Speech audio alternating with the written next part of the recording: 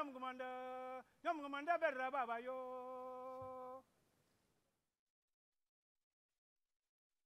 Nyam gumanda berra baba, nyam gumanda berra baba yo.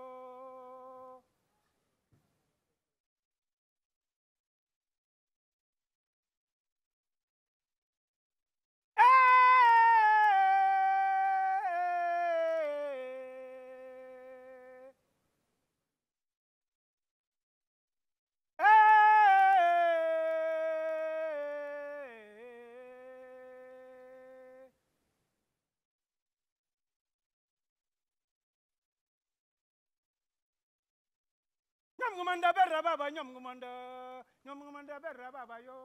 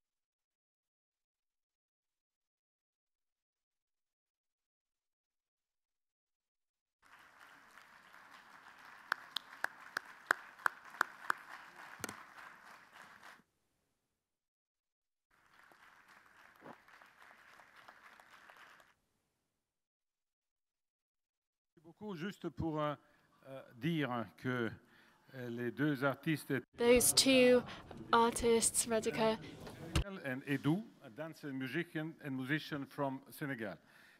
Just also to explain, because everything should be, you know, not just a performance, but something which is lasting. This is a part of the project, which is called Pamoya, which brings African artists together and aims to facilitate the movements of these artists across the world and promoting the role of culture. Just spoken with the Honorable Minister of Burkina Faso about the importance of linking culture and what we're doing.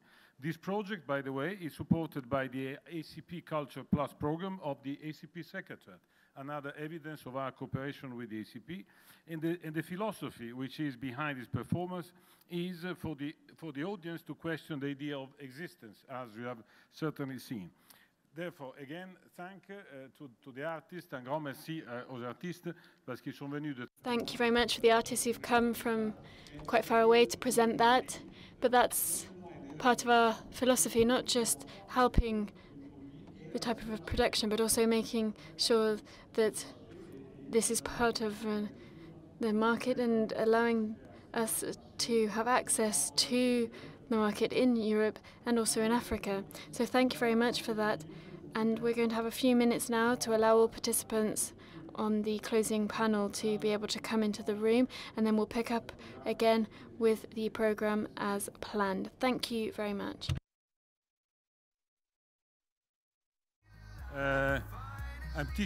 Okay, excellent. We've got a small change to our program because there are some delays. First of all, I'd introduce myself because I've just arrived on stage without introducing myself. I'm the Director General for Development and Cooperation from Stefano Manservisi, but I'm also taking advantage of this opportunity to introduce the panel as well, because then we'll be able to get down to business straight away. What I wanted to propose now, because as I said there are some delays, was to watch a short video, first of all. We're going to watch a short video, and that's going to summarize and highlight, as it were, these two exceptional days, the European Development Days. I would say, because it's talking about all of us, all of you, what we have been doing during these 2 days, how we took advantage of staying together to invent. I was asked if this edition was a success. It was asked by several. And everybody was referring, of course, to the event, so many people participating to events, etc. I said that I found this time another important indicator, the fact that people were meeting on their own, but their own initiatives, without necessarily participating to panels, or in addition to participate to panels. I found the eagerness to stay together, to sit, to improvise talks, to improvise discussion. I think, therefore, that this is something which for me is extremely important, because it's not only to watch, to listen, but to do. And therefore, I mean, development days are good if they are done and produced by each of us. Therefore, I think that what this short video can capture is precisely this. Therefore, it was intended to be done at the end, but we do it now, and therefore maybe we can comment a bit together if there is time. But I would like to thank you all, because, I repeat, what is happening, what you'll be watching, is precisely the result of a collective commitment and a collective participation, which is the very essence of these days. But I have to say, participation is the very essence of development. Therefore, let's have a look at this video, and thank you very much for also having patience for the follow-up. Thanks.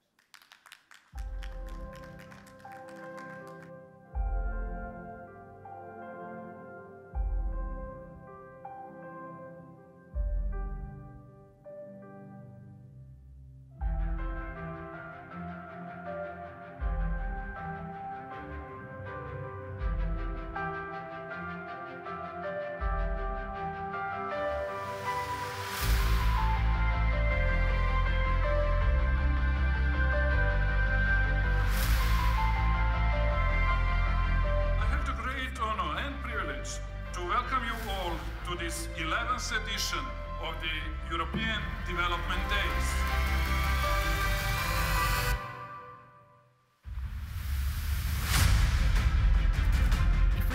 our resources towards the same goals, our joint potential is massive and unparalleled.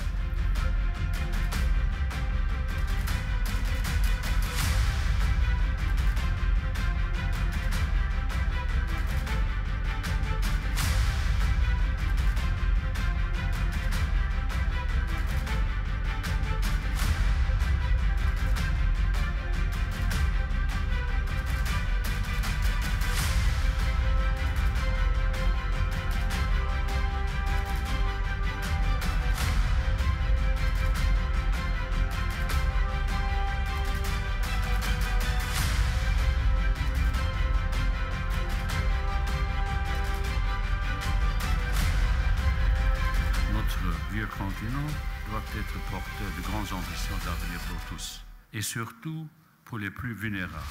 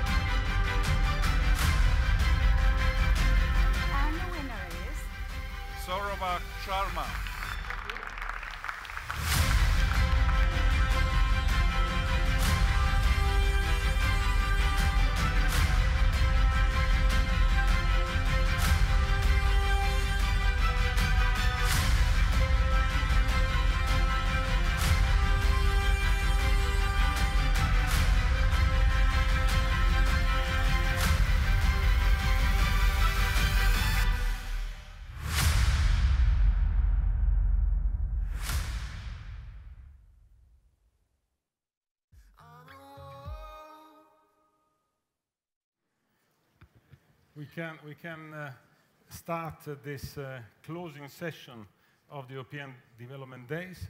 I introduced myself already before, Stefano Manservisi, Director General, International Cooperation and Development, DG DEFCO, the Commission, which has been organizing these editions. But I would like, in particular, to introduce Commissioner Neves Mimica, who has proved to be not only the leadership in political terms, but also the leadership in terms of motivation, in terms of suggestions, in terms of pushing everybody. This has been the edition under the light of the new consensus for development.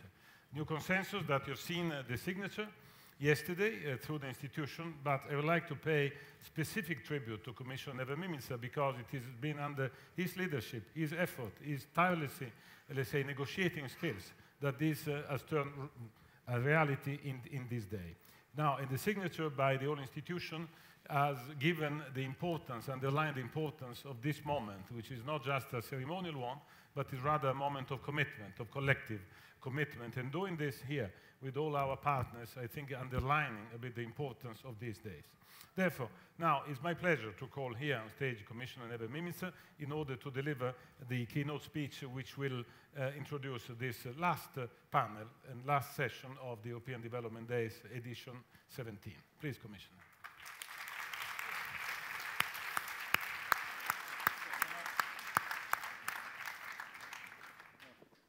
Thank you very much, Stefano, and very good afternoon. I lost all my talkings for today.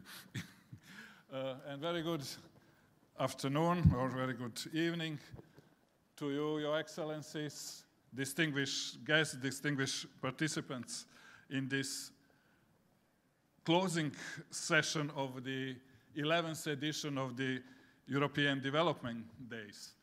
In the great tradition of previous European Development Days, we have gathered here in Brussels over the last 2 days, young and not so young, female and male, public and private sector from all corners of the globe to listen, learn, and lead the way to a brighter future for all. Our closing panel is no exception to this, and I thank you all for joining us here today. This session will focus on the 5 P's of people, peace, prosperity, planet, and partnerships. These form the backbone of the ambitious 2030 Agenda for Sustainable Development, which we agreed collectively as a global community in 2015. Already 2 years into this 15-year timetable, we now need to be just as ambitious when it comes to turning commitments into actions. This will require huge investment by all of us, for all of us, which is why the central theme of this year's event is investing in development, because it's an investment in our common future. I'm particularly proud, therefore, that here at the Development Days, just yesterday, we signed a new European consensus on development. This was the result of a tremendous collective effort and the shared ownership of everyone involved. I would like to offer my heartfelt thanks to all who contributed to this remarkable outcome.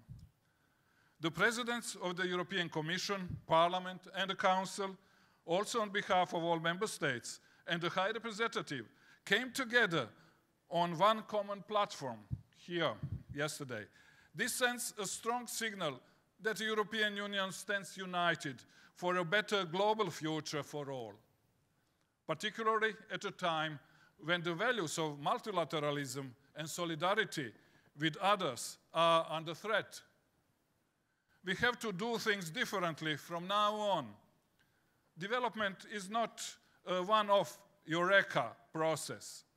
It is a gradual process which learns and improves across time through thousands of interactions with millions of actors across the globe.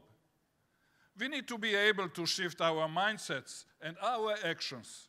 We need to be nimble and not take a rigid, one-size-fits-all approach.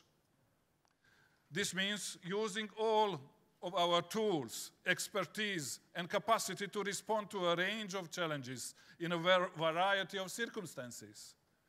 This is what our new consensus is all about. Providing a solid basis, but giving us the flexibility to adapt to new and emerging challenges and opportunities. Like the 2030 agenda, at the heart of our new consensus are the 5 Ps that you will be exploring further today in this closing panel. No one can deny that an investment in peace is also an investment in people, and vice versa. We can no longer operate in silos, which overlook the many complex links between our development, humanitarian, migration, security, and climate policies. Let me be clear. This does not mean pursuing these other approaches instead of our development objectives. It means working with them, precisely because they give us the best chance of truly eradicating poverty once and for all. And because eradicating poverty is the best way to meet these other objectives too. In a similar way, we cannot continue to ruthlessly pursue greater prosperity, both collective and individual, at the expense of all else, and most importantly, of our planet and needs of future generations. This is why the new consensus emphasizes both the social, economic, and environmental dimension of sustainable development.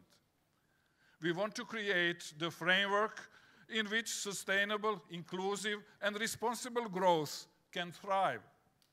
Growth which is more equitable and helps to reduce, not increase, inequalities. And we cannot reach our goals without the support of the private sector.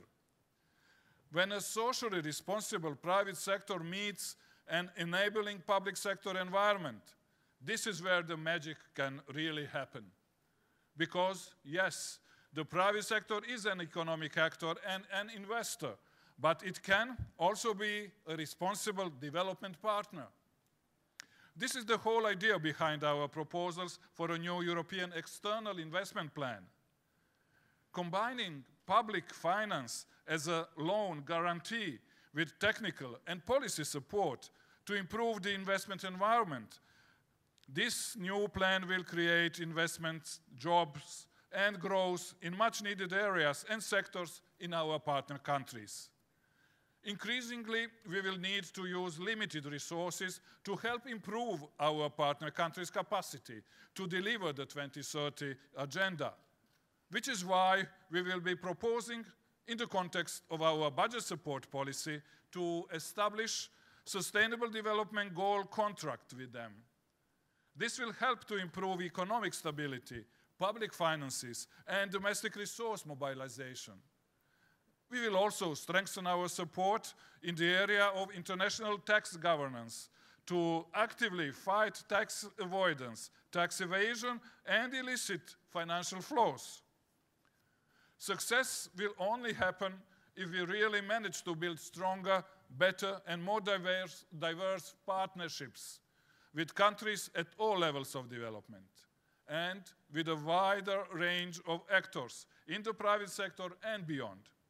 This is why the new consensus highlights the importance of creating the space for multi-stakeholder relations to thrive, spaces like these European Development Days, because we don't have all the answers yet. Whether it's achieving the true gender equality, preventing devastating climate change, or managing the movements of people on unprecedented scales. These are all issues beyond the gift of one government or one group of people to solve. Public and private sector, civil society and international organizations, employers and trade unions, academia, local and global actors, we have all come under this roof to offer the very best and latest ideas on how to tackle these challenges better together. But our job is not done when we walk out of these doors at the end of this day. It is only just beginning. So perhaps an overarching question to consider during our final deliberations here today is what can we all do to move from talking the talk to ensure we are walking the walk. To come back to our central theme, it's not just about investing in development. It's about investing in all of us. As our new consensus underlines, it's about investing in our world, our destiny, our dignity, and our future. Thank you very much all for being with us these days, and let's be together in the future as well. Thank you.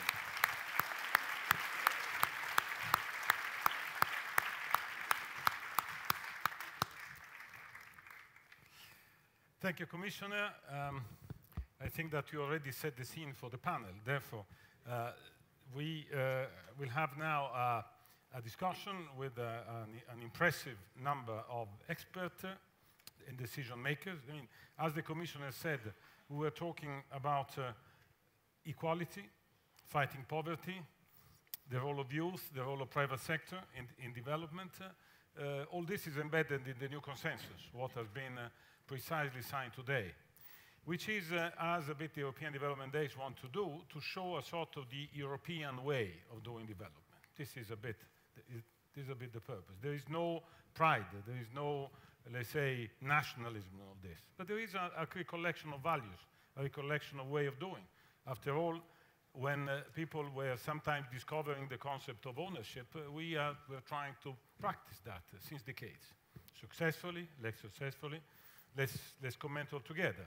But what we were discussing in these days was precisely how to reshape our policy, as the Commissioner just said, and how to turn all this from talks to more action, and allow me to say also in more Europe, because doing better is to be more Europe also. It is a commitment on our side. Therefore, it's about this that we now have this discussion. I would like to call here Mr. Daniel Kablan-Duncan, Vice President of the Ivory Coast since January of this year. Please, you can come here on stage.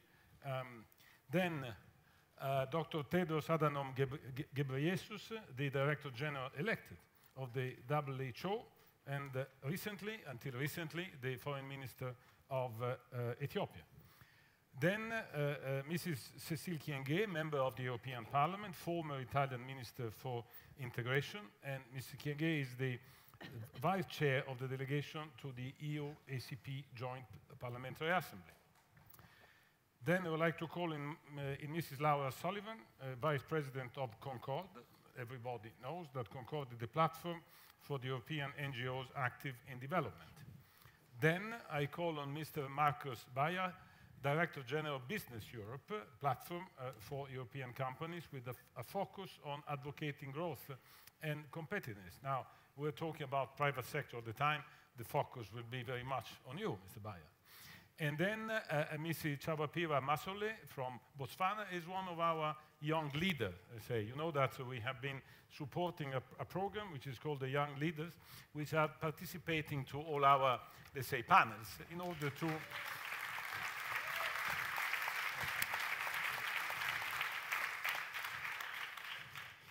maybe to connect what is the today to what it could be tomorrow, a bit in the spirit of what the Commissioner said, to turn a lot of good intention into action. Now, time is always very, very limited, but we have 2 rounds of discussion, and then if there is time and if there is room, I think it's always good to have a question from the audience, because it has been the spirit of this work and not just to deliver speeches. Therefore, first part I would say, as the Commissioner suggested, to let's say what is changing with the consensus, but even more what is changing with the Agenda 2030, because we all said that we have changed the paradigm from the MDGs to the SDGs. And therefore I think that this is not only a paper, but is really a changing of paradigm. Therefore, I think that what I would like to do is to explore with the panel what are the challenges, opportunity of this new framework. Therefore, I would like to start with the Vice President of Ivory Coast, Mr. Duncan. L'expérience de la Côte d'Ivoire est une expérience très importante.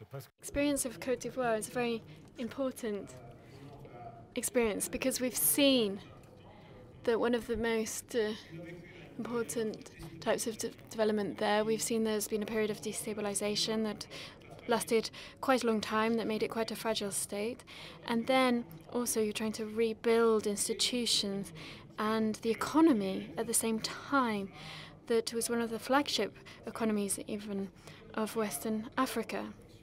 Now, of course, there's a lot of contradictions that need to be addressed, but that's completely normal. So, Mr. Vice President, as part of your experience, what do you think is the key factor? What really helps you to deal with such fragility and to build up a state, perhaps new society and new economy? Merci de votre... Well, thank you very much for that question. And I must say we are absolutely delighted to have been here at the European Development Days. And we'd like to congratulate the European institutions for the high quality of the event and the interest of all the debates. It's been a very memorable event. Now, to answer your question, it's true. In 2010, Côte d'Ivoire came out of a major crisis. There was a small civil military war internally, which cost 3,000 lives. And we needed elections, and some of the previous elections had not been recognized. So the president won the elections along with the help of the Solidarity Committee. Now, what I'd like to say, the important thing is when the president took office, he set up a strategy. He took a threefold strategy to get the country out of crisis. He ensured peace and security. He ensured reconciliation and relaunched the economy of Côte d'Ivoire. Reconciliation, national reconciliation has made so much progress that we had elections in 2015 with 11 candidates, And those who lost congratulated those who won. We've seen 9% growth each year since 2012, and this is one of the countries that gives a good example in the FMI and the World Bank. But the important point, I think, is that we invested a lot in human capital, in training, so that we could build human capacity for the future. So what we wanted to do was make Côte d'Ivoire an emergent country by 2020. That's not far away, but we're making good progress. Now, to answer your question, if a country is fragile or difficult, what can they do to make progress? Well, they need a vision, first of all, to get out of the crisis. The vision, what are we going to do? How are we going to do it? Secondly, there needs to be the will. There needs to be a will to get out of the crisis and make all the institutional and sectoral changes needed. And thirdly, you need to work, work, and work again. The Côte d'Ivoire has now been re-elected as a permanent member of the Security Council of the United Nations. And in the framework of this new role, we will be explaining to those countries that are going through crisis the example of Côte d'Ivoire that has come out of a crisis and in the course of 6 or 7 years is now rejoining the international family. So we actually focused on the international and national private sector to invest in growth, and they've been the motor for change. 63% of investments that were made in the country were made by the private sector. So that's what I would say to your question. Dr. Tedros, health, access to health. You said very clearly during your speech, once elected at the WHO, that from one way to another, at the end, health is the ending point, because without this, we cannot even conceive to reach other SDGs. Therefore, you put clearly health at the center, not only, I guess, of the work of WHO, but as a sort of one of the key enabling and revelating factor of our success or not. How you would like to, let's say, put your work and also the relative weight of healthcare and not leaving anybody behind in this discussion about SDG, and how to turn that into practice, how we can do it. Yeah, thank you. Thank you, Stefano. Grazie mille. First of all, I would like to thank the European Commission for this opportunity. This is my first trip, by the way, and maybe that signals what I want. We need to really strengthen the partnership between WHO and European Union. And I know you're a big player. And when I say, especially universal health coverage, which was the central pillar of my campaign, and one of the 5 pillars of my vision statement, it's because of the confidence I have in us, in all of us, including the European Union as a major player. As you know, since the establishment of the World Health Organization, we were saying health for all. That's in 1947. And then 1970s, Almata, the same thing. And now with SDGs, health for all, same thing. I would like to quote my brother Mimisa, Commissioner Mimisa. He said, it's time to walk our walk. And when I put health at the center of the global development agenda, that's exactly what it means. It's time to walk our walk, because there has been this commitment in different instances, so that's it's time now to implement it. What it takes, first of all, we have to take health as a rights issue, an end in itself. And we should also consider it as a means to development. So you have these two things together. It's an end in itself as a rights issue, but it's also a means to development. Take it at individual level, for instance. If I am healthy, if you're healthy, if everybody is healthy, then we can talk about the rest, be it employment, be it our contribution to develop our country, or not only that, even to change our planet. I think health comes first. If there is no health, there is nothing. So not only for the individual, even if we see it at a country or at a global issue, it has to be central because it's a means to prosperity also, not only as a rights issue. So I think there is good reason to put it at the center. And that's why we say health for all and all for health. Because if there is health, at individual or our communities are healthy, then we can aspire everything. For this to happen then, there is a need for political commitment, strong political commitment to identify it as rights issue and as a means to development. And then after that, if there is political will, then we should start by believing that it's a strong health system which is required to build or to go to a universal health coverage. So we have to articulate clearly what it takes actually to have a strong health system, meaning all the building blocks of the health system: service delivery, workforce, health information, finance, and so on. But in that, we have to also identify the key central barriers, like financial barrier, for instance.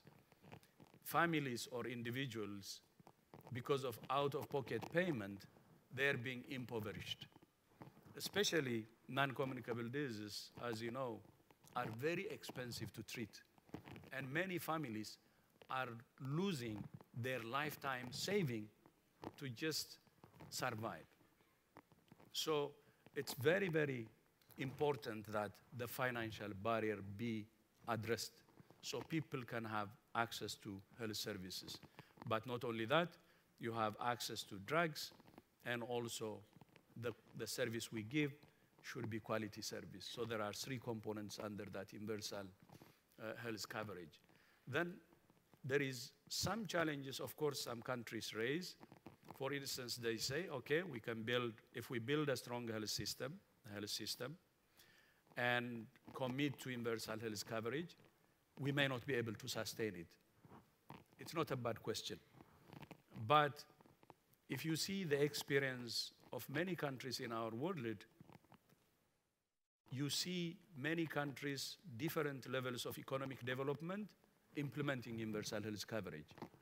So resource problem cannot be a barrier to aspiring universal health coverage or to implementing it.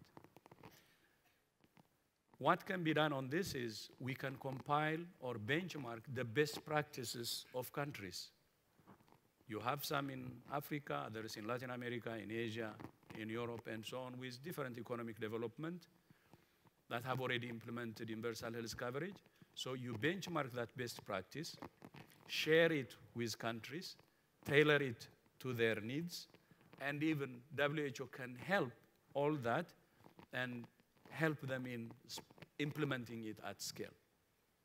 And the other important element here is when we talk about universal health coverage, you may not need to start it with all the services. You can focus on primary health care. That can also give confidence to countries to start it with primary health care, focused on health promotion and disease prevention. And initially, the services that could be provided free could be focused on women. It can cover the pregnancy period, and then for the child also until the age of 5. You can start small, and then you can grow your services as you go along, because some countries, they have done it that way. But whatever political system we have, whatever ideology we have, to achieve universal health coverage is possible, because there are many ways and means that align with any ideology to achieve universal health coverage. So what I say is, let's stop the excuse, and WHO is also ready to articulate this very well and help countries. and really achieve universal health coverage that we have promised for almost 70 years now. So it's time to walk the walk, but we know how to do it. Many countries have already done it, and there is no reason or there is no excuse that we cannot achieve universal health coverage. Thank you.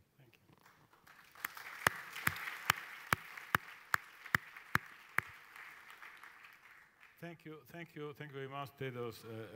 I see the experience also seen from a country, big country, which experiences also shortages of access to health. Therefore, the task that you have ahead is particularly important. Now, I would like, je voudrais m'adresser à Madame Cécile Kyenge. I'd like to speak to Cécile Kyenge, member of the European Parliament and Vice President of the joint ACP-EU Assembly, who's going to introduce the question of governance.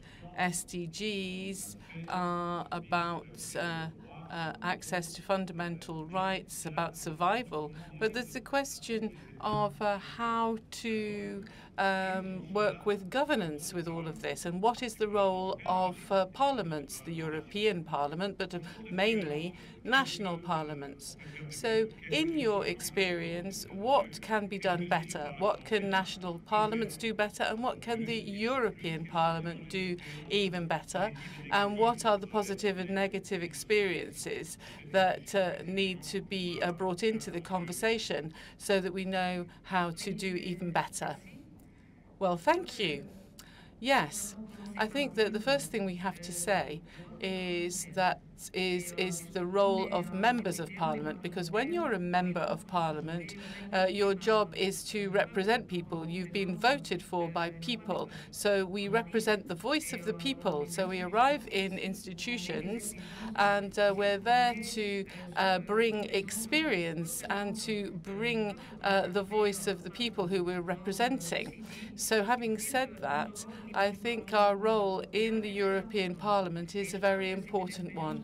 I think this is an experience that we share with other continents and with other parts of the world, because at the moment in the European Parliament we're working on a protocol for assisting the Pan-African Parliament. We're trying to help them to see how to approach themes in a regional way. So the role of members of parliament and parliaments is to try and act as a check on everything that happens in partnership,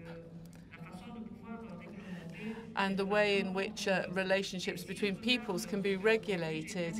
At the beginning, it was great to hear the 3 Ps mentioned by the Commissioner: people, peace, and I see the role of institutions in that as well, the role of the people and the role of members of parliament. So what we need is strong institutions.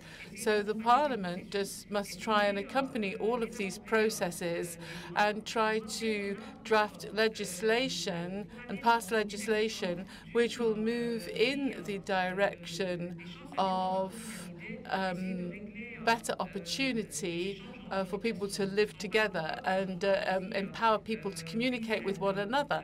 So that so we're talking about peace and the people. We want to move in the direction of a state of law. So we've got a parliament acting as a control in a way, and then if you've got the rule of law, then the rule of law is the basis of all of the work that we're doing. The rule of law the doctor was talking about earlier on, he's talking about the right to health. And we talk about rights because people may be free when they feel that their state is protecting them. So the basis of the rule of law, any parliamentarian must try and make sure that proper democratic process is observed and protect people's rights. And in the European Parliament, we are working a lot on legislation, on directives, with a consistency with the 17 objectives in Agenda 2030. For example, I could talk about the process that's underway at the moment on the electoral observation mission. So I was talking about the rule of law. As a member of parliament at the moment, as a representative of the people, we can look and see what's happening in other countries which are suffering a bit of fragility in their democratic institutions. So the European Parliament has been able to set up these institutions, and so our role is to help and to strengthen and to give recommendations so that the process will become an everyday thing in some countries which have been very fragile. So the rule of law means accompanying democracy, supporting access to all sectors such as health, education, which is fundamental. When we talk about people and the country, we talk about the role of members of parliament. It's our duty to protect the people so that they have access to culture and education too. So I think that if I look at my role at the moment, it's really to be able to say I would like to be able to strengthen the rule of law through the instruments that our parliaments create and pass. Our role as members of parliament, I look at what the challenges will be in the future, in the Cotonou Agreement, the next framework that will be defined by the Cotonou Agreements. It will be about preserving the role of the Joint Assembly, because through that assembly, members of parliament can participate and have their parliament take part, and they can push for the people's participation. When I talk about the people's participation, well, that's a subject which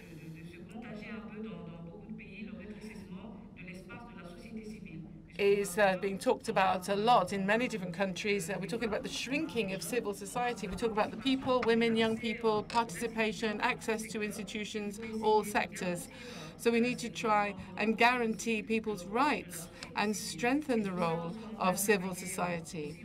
So we're working at that in the European Parliament in respect for Agenda 2030, and it will enable us also to develop our development policy. Merci beaucoup.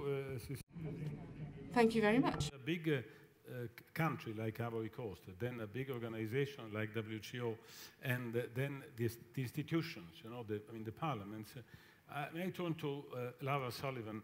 Laura, as a civil society, we are now all embarked into a process of transformation, more holistic approach, more integrated approach, looking in a more global way, you know, which is the process of transformation that also the civil society is going through in order to be not only a good partner, but also a good, let's say, actor in bringing forward this agenda. Please, Laura. Yeah, thank you for the question. And it's important to know who's talking. So let me say, my name is Laura Sullivan. I'm a migrant from Ireland. I've been living between Belgium and Latin America for some time.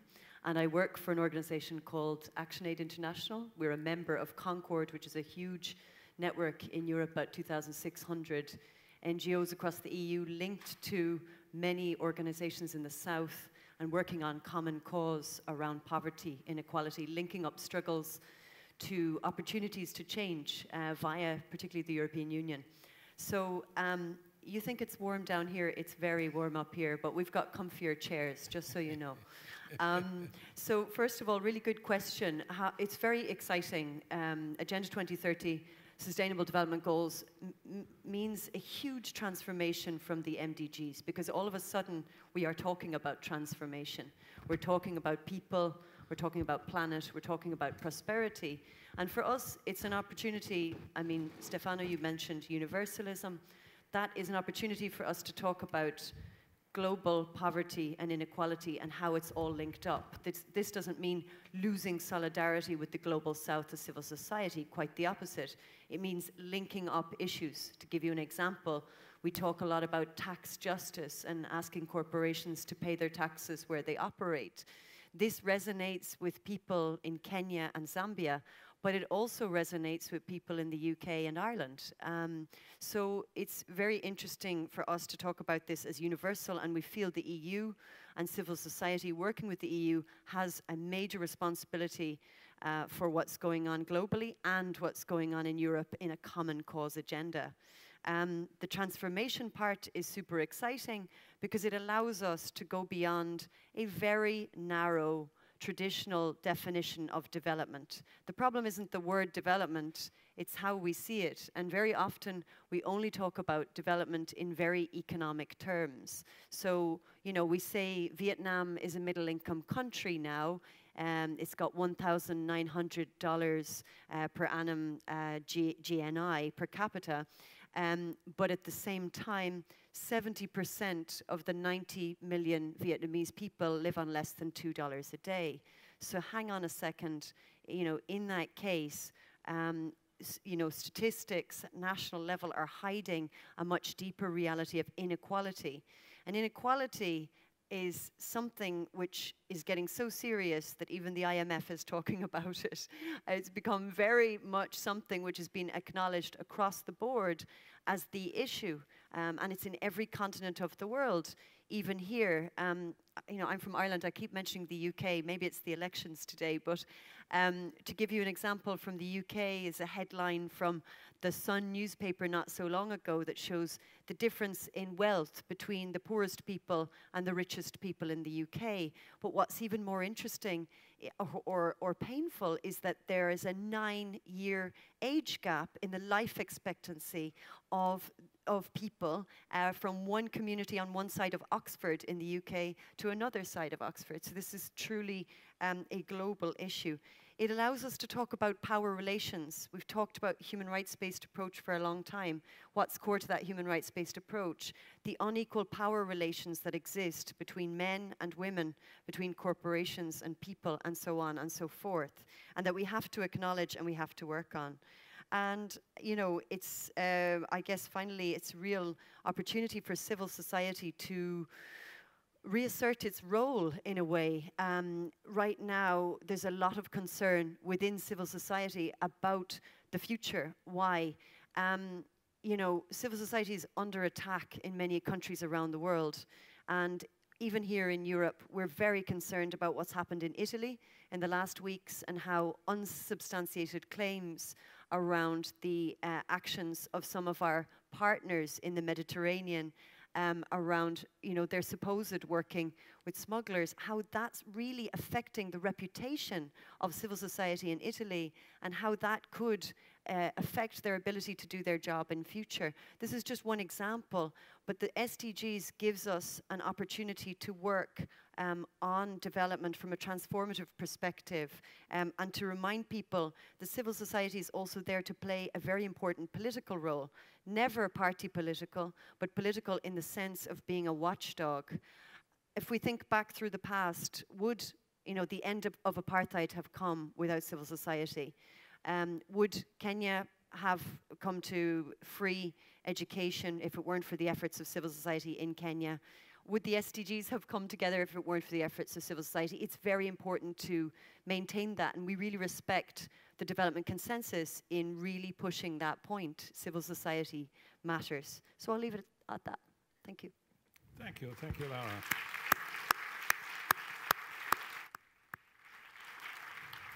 Now the business community is the buyer. I mean, I think that if there's been a concept which has been used almost in all panel, is that you know, we need to do more with private sector. Now, starting from skills which are required in order to connect people with prosperity, with planet, by the way, what are the kind of skills that you believe are, say, the most needed and on which we have to invest? Because at the end, like Theodore said, healthcare, like Vice President Duncan said, is about getting out from fragility and building a new form of resilience. As Cecilia said, in terms of connecting people with institutions, allow make the protagonism of the civil society and the transformation. Then all this requires also from the private sector a sort of vision on how all this can happen and which kind of profile are necessary in order to enabling activity to produce results. Well, I mean, first of all, I'd like to thank the Commission and Commissioner and you, Stefano, to invite business to this meeting, because you said it, I mean, this has a lot to do with business, and I think we're all aware that we will need to do more, and specifically as far as Africa is concerned, I mean, this is maybe a crucial story to solve for our continent. Coming to business, of course, and you've stressed it, I mean, and I think from what I hear that has been stressed throughout the conference, I mean, this is very much about investment. I mean, I think what we need to scale up is investment, because we've seen that, of course, development aid is important, but the most efficient way for sustainable development is investment, and this is something which is very much there to contribute to the further development. So what we need, and we think, is that we need a multi-stakeholder approach, an approach where all are participating, so the donor governments, the recipients, financial institutions, very much private sector. And as I said, supporting investment for us is absolutely key and is at the core. Of course, we are already investing, so this is nothing new. There is a lot of things happening in infrastructure, in manufacturing, energy and services.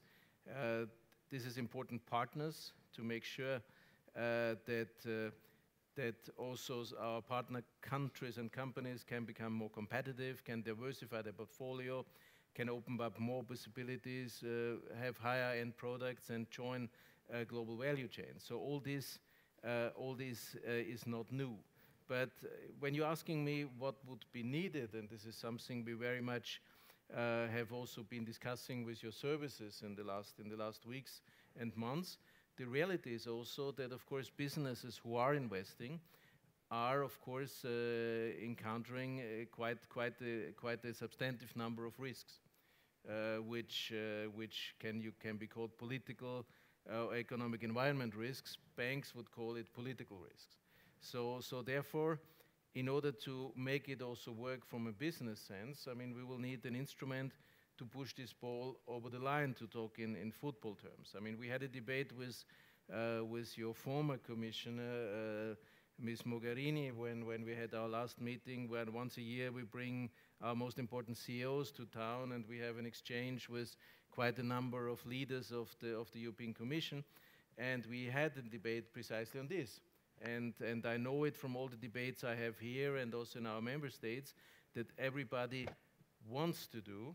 At the same time, we also had some CEOs said, look, I mean, we would like to, but they also were showing us investment calculations saying there's quite a number of countries where we are actually divesting, precisely for this reason. And this is why we think it is very important that the Commission comes up with this external investment plan, but that it is shaped in the right way, because we think this is an excellent opportunity to close this gap between what business wants to do, but sometimes, and you always have to bear in mind, I mean, when a board or a CEO takes a decision whether or not he invests somewhere, he has to do this in a way where he can explain it to his supervisory board, to his shareholders, and so on. And therefore, we need to find a remedy for this gap and for these risks. And as I said, we had a number of exchanges with your services. I can only encourage you and your colleagues to go on and also to interact with companies and with us to make sure this is designed rightly. I mean, so for what we have seen, this sounds very interesting, but of course, like always, the devil lies in the details in these things, and will have to be shaped rightly. So of course, there are three things, without being too long, and not knowing the details where we stand at the time being, where we think this would be crucial to make this work. So number one, we think there needs to be guarantees to guarantee these political risks, but it will have to be open for as many investors as possible. I think if we want to transform a number of countries, and specifically the African continent, you cannot limit it to agriculture and energy only. It needs to be open to a number of sectors, pharmaceutical, IT, digital sectors, so as open as possible. Number two, of course, and this is a policy I understand, it's important to open the way for SMEs, and this is the right approach. At the same time, you will need the large companies because, I mean, they have a lot of impetus, they have a lot of potential to do things, and they will take the SME with them. So this system, as we see it, needs to be shaped for SMEs, but also for larger companies. And the third point is, of course, this famous third pillar, this stability and predictability. And on this, I mean, we would be very much ready to engage in a dialogue. But of course, in addition to these guarantees, you need, of course, to improve the business environment in a number of companies in order to allow companies to invest. And on this, I think we will need a structured dialogue. And I know that in the preparation for the summit in Abidjan, this is something which might come up. So we would very much welcome a formal platform of cooperation between governments and private sector in order to address the topics and to make sure that the issues will be solved in order to allow us to invest more. I'll stop here. I think we are in an important year. We have an important summit coming up in Abidjan this year. Also the launch of this new EU-Africa partnership for the time after 2020. All this is tools, but once again, I think we will need to work together to shape it in a way to make sure that I've been too long apparently. Anyhow, to make sure that the companies at the end can take the right decisions. And as I say, there the devil often lies in the detail, but we are most open to dialogue here. Thank you. Now for just closing this first round, Chawapiwa Masole, young leader, lawyer, activist in gender in particular. I mean, I also addressed a colleague of yours in a previous panel in this way. You are a bit in the middle between the leadership of the present. You are one of the young leaders of the present, but there are also those which are preparing the future.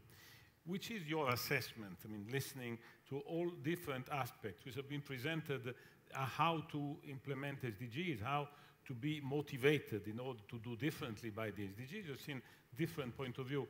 How you would what you would take out of it in order to say, look, this is good, this is not ambitious enough, this should be done more in view of delivering a better product, I mean, to you and to your colleague in order to become the new leader for the future? Okay. As you have said, I am a human rights attorney and with the Office of the Ombudsman, and I work a lot in the economic and political empowerment of women. So it's a little brief statement of who I am in order for you to understand what how my answers to your question will be based on. And there'll be a lot of human rights and gender in it. You know, as a youth, as a young woman, I represent other youth. And the youth, I would say, they are people who are very solution-based. We want the solution and the answer to a question. Now, looking at the 2030 agenda and the SDGs, they are absolutely amazing, amazing initiatives to development. Now, as the youth, we have sat down, as you have said it, and we've asked ourselves, how can now these be implemented into action? Like I said, we youth are about action and results and solution. And I will state two solutions that we've come about. One is policy reform. We cannot hide the fact that the SDGs and the 2030 agenda have been there, yes, but we have different laws in different countries. And this is now me, the lawyer, coming out. And the question is, how do we reform our laws, our legislators, to include the SDGs? There is a lot of policy reform that needs to be done, ladies and gentlemen. And question is, how do we do that? We need policies that are SDG orientated, that are targeting the people. And when I say the people, I'm talking about women, I am talking about the disabled, I am talking about the children. We cannot have laws anymore that exclude the women. We cannot have economic policies that are not gender mainstreamed. Now, one way of implementing the SDGs is to include everybody in the policies. We should look at our economy. Oh.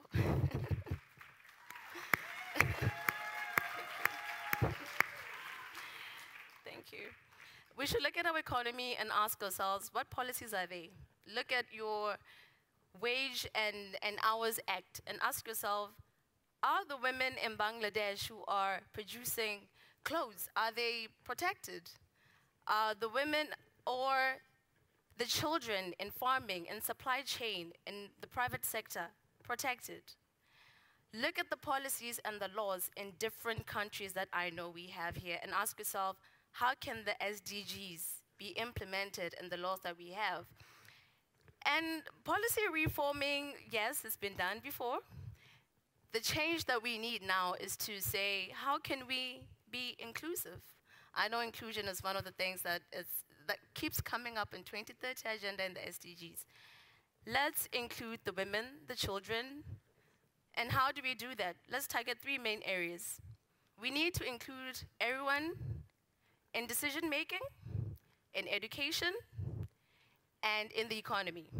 Decision making is one of my passions. As I have said, I work in the political empowerment of women. When you talk about decision making, you have to ask yourself, who is making the policies that are affecting me as a young person, affecting me as a woman? Are we having all men in parliament talking about women? Maybe that's why we still have a gender gap. And we need to have policies that are gender mainstreamed.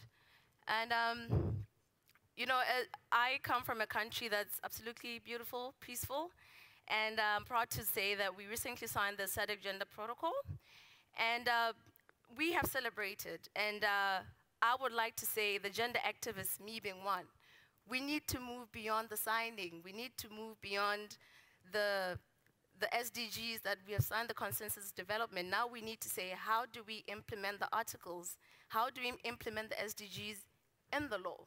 And one thing that I've always advocated for in terms of decision making when including women is to say, ladies and gentlemen, we need to have a 50-50 gender quota for parliament, and I am proud to be sitting next to one member of parliament. That is how we...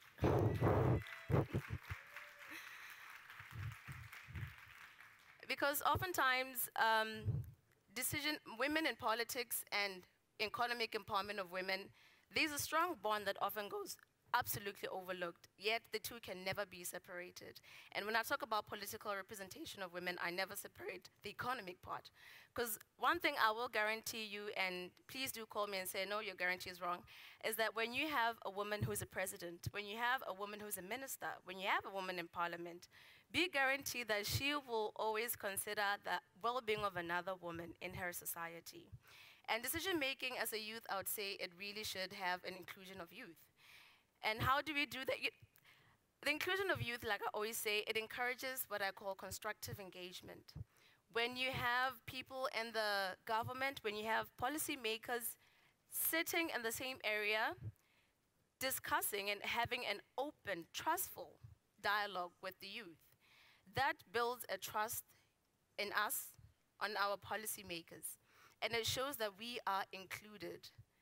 And like I said, we are solution-based people, and we are the resource that will say, hey, look here, the SDGs need to be implemented on this law, on this policy, in this way.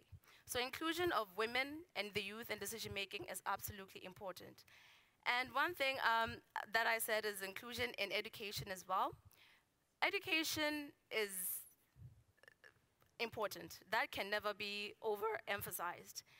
But education needs to be inclusive. It needs to include women. It needs to be including the children. We still have countries, unbelievably, that have young girls who are not going to school. Young girls are being married off early in life. And we have children who are stuck in war-torn countries who have access to no education. Now, education doesn't just need to be education because we need education. education needs to be of quality and innovative. It needs to be a problem-solving education, and it needs to be there. I can proudly say I'm a product of free education. My country has had free education since the day it took independence up to now. And education needs, even if it means hiking up taxpayers so we can have free education, be it. I have never met anybody who says, I pay too much tax because I want my child to go to school. And when I say innovation and quality, I'm talking about problem solving. We should ask ourselves, is our education solving a certain problem? Look at the SDGs, look at the 2030 agenda, and ask yourself, are we solving the unemployment in our country? If no, teach your children about entrepreneurship. Entrepreneurship equates job creation. Are we having war and unrest in our country? Look at the SDGs. How can we solve that through education? Education about religions. And education about religions creates acceptance. I don't like using the word tolerance, because tolerance is about, this is my borderline, because of your certain gender, religion, stand over there. But when I say an education that goes beyond that discrimination, I'm talking about an education that says, I know your religion and I accept it. Cross over, brother, sister, and share bread with me. And we recently, the young leaders, we recently met with Mr. Figel, the Special Envoy on Freedom of Education and of religion, pardon me. And for me, it was mind-boggling how education was the best solution in addressing unrest and in implementing the SDGs. Education is when you start it from a young age and you teach a child to respect gender equality, to respect other religions, we will not have countries that are fighting over religious misunderstandings and the lack of acceptance. Now, the last thing, when you talk about implementation, we need partnership. And partnership should be given to the youth, as now I'm in my capacity as a young person, and the other youth.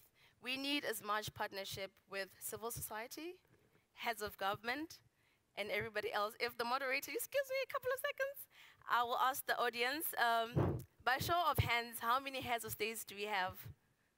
Show of hands. Government heads of states, presidents, ministers? No? Yes? How many women do we have? Great. Civil society, where are we? Intergovernment organizations, UN, I know you're here. The youth. Ladies and gentlemen, that's the last solution, partnership. We have it here. This is what partnership is. Thank you.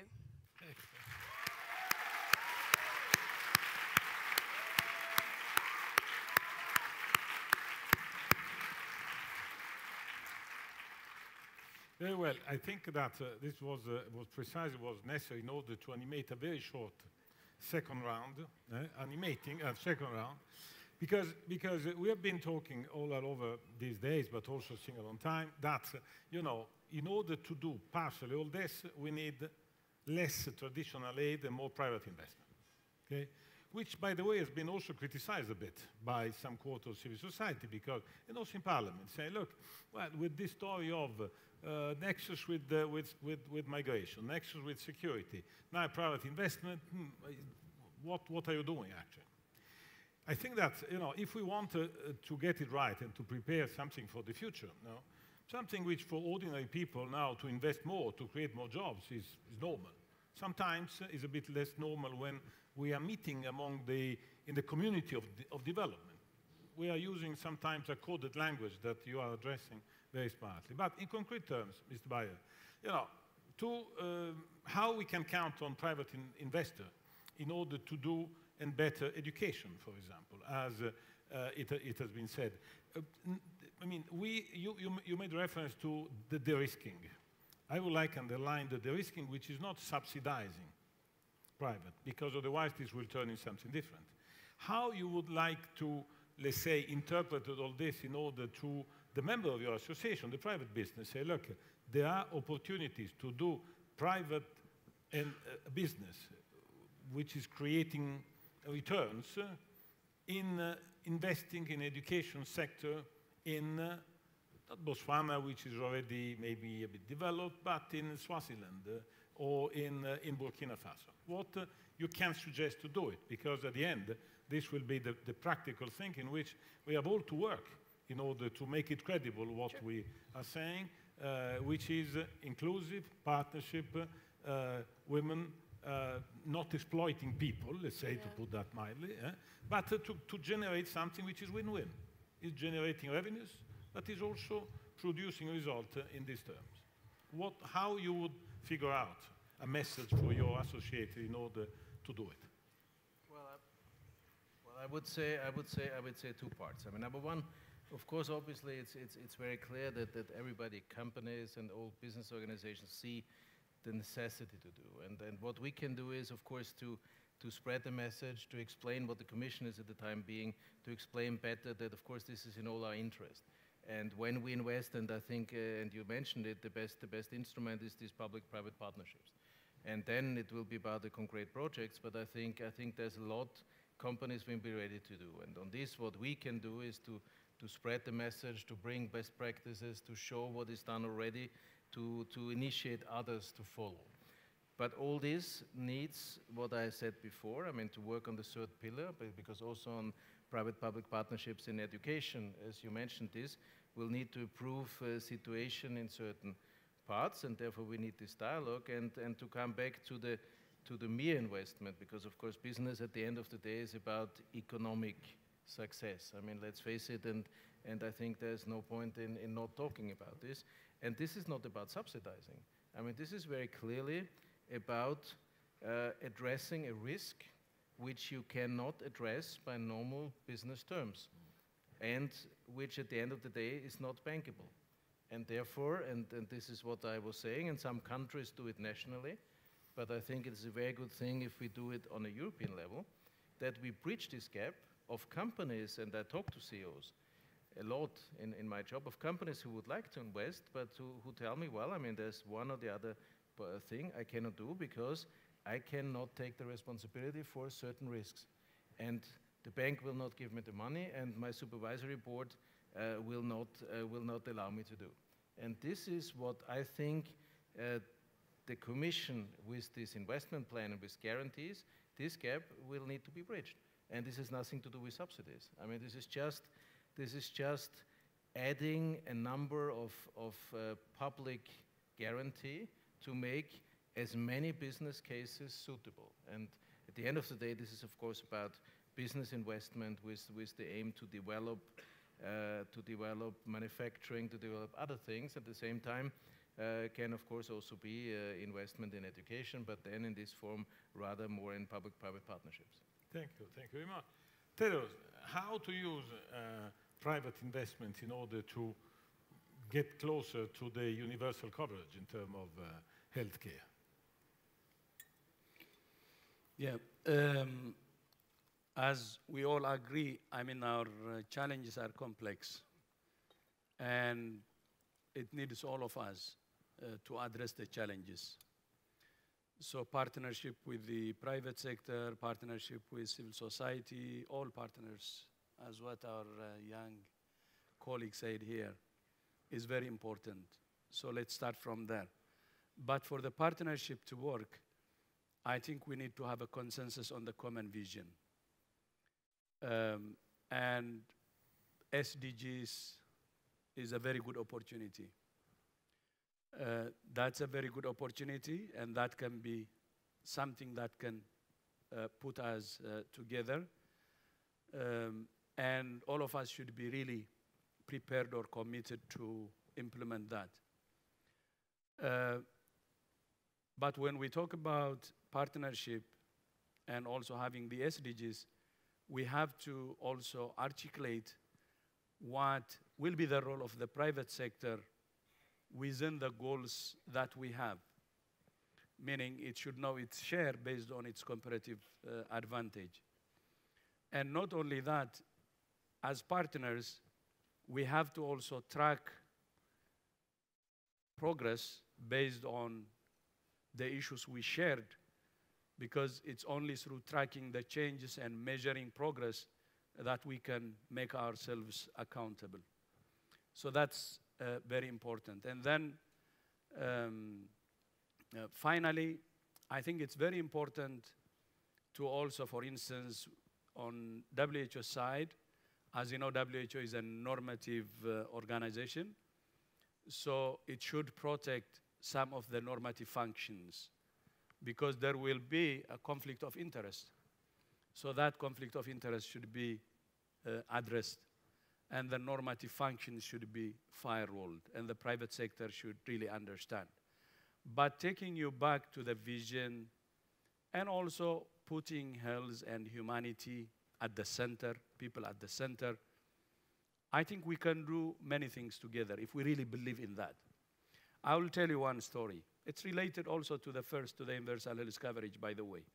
Be it the private sector, civil society, or government should understand. I had a couple friends, a couple from the US, and they used to live in Ethiopia. They lived actually for about 10 years. They were helping. They had some savings, so they wanted to help, and they came and helped.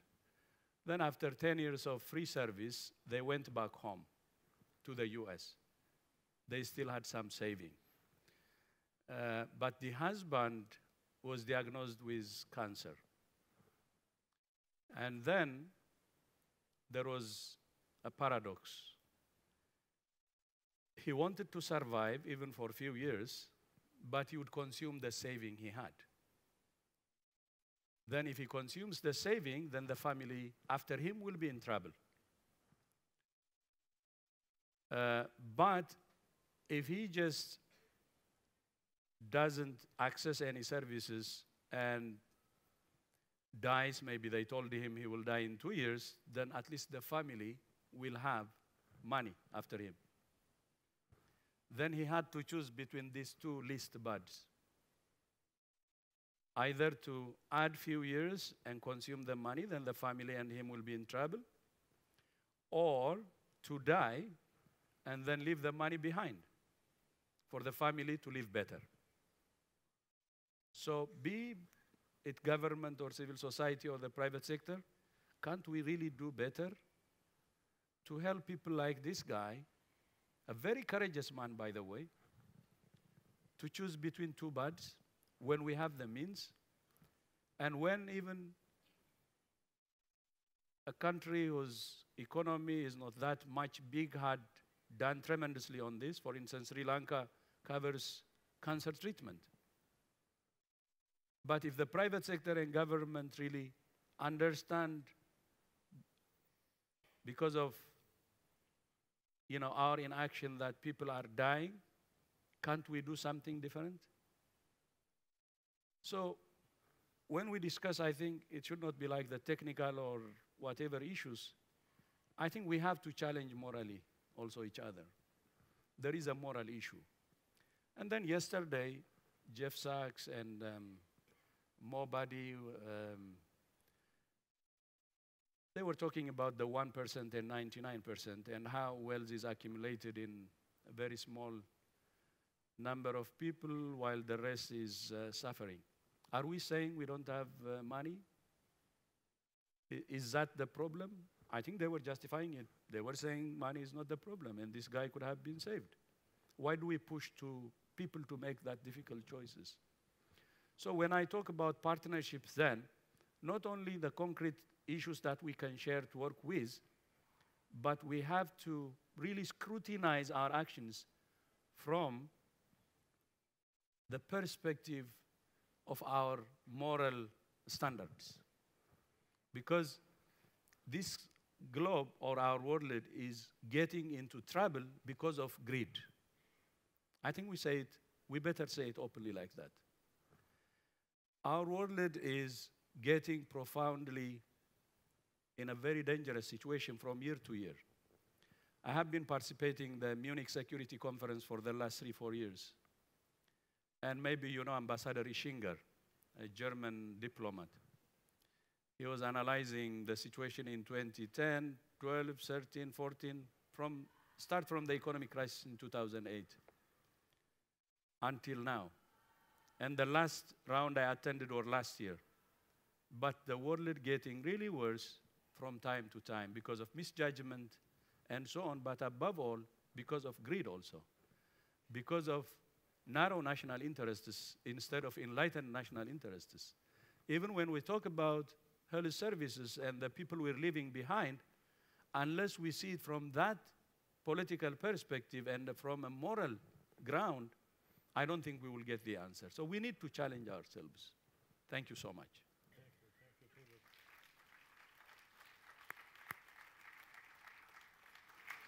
We are obviously start getting short of time, and I would like to have a couple of questions from the audience.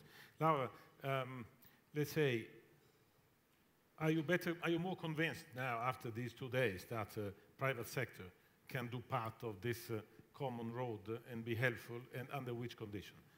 A couple of minutes, you're able to say Yeah, it? thank you. The question is which private sector and for what outcome, for whom? So as Concord, what we've been saying now for years is where we need to focus our efforts is on supporting domestic private sector. That's the real key to creating long-term sustainable development, growth, jobs. We've also been saying that we need to focus primarily on the SMEs that are really creating the employment.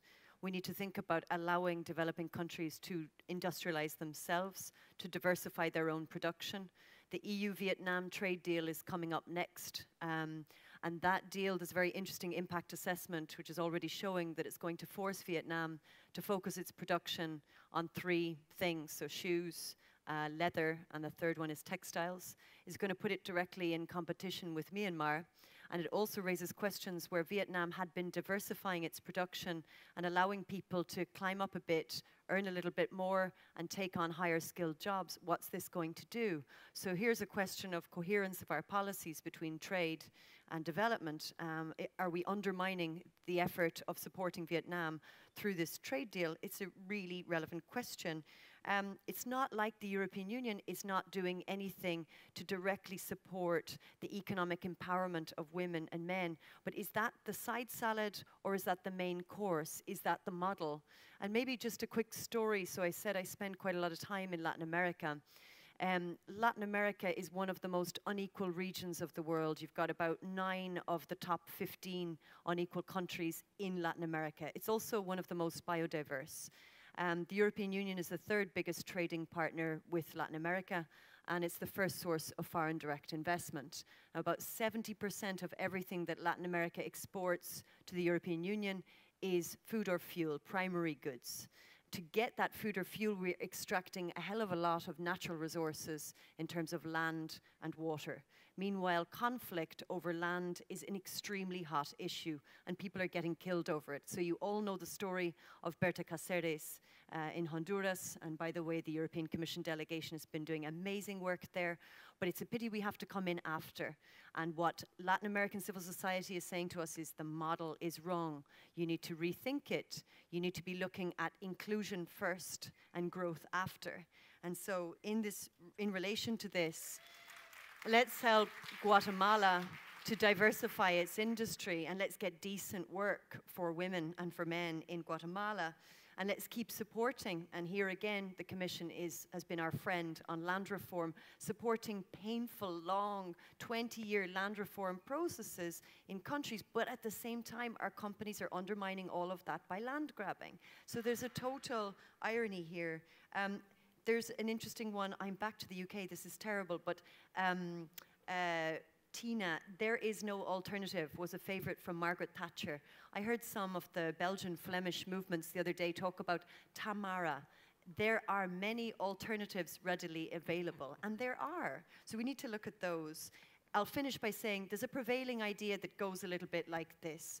We support private sector. We don't really focus on domestic SMEs, but we support that private sector, especially capital starved, the ones that need loans. They produce the jobs, and then that creates growth and prosperity. But there's a problem there, which is that the trickle down isn't necessarily happening. So we need to look at it in a different way. We're also not sure around blending. From the impact assessments we've seen, we see the financial case. We don't see the development impact. So I think we need to ask these questions around, is this idea behind economic growth, private sector, as it currently stands, working? And could it work in a different way that still supports the private sector, but really the domestic, small and medium-sized enterprises as the main course and not the side salad? Thank you. Okay.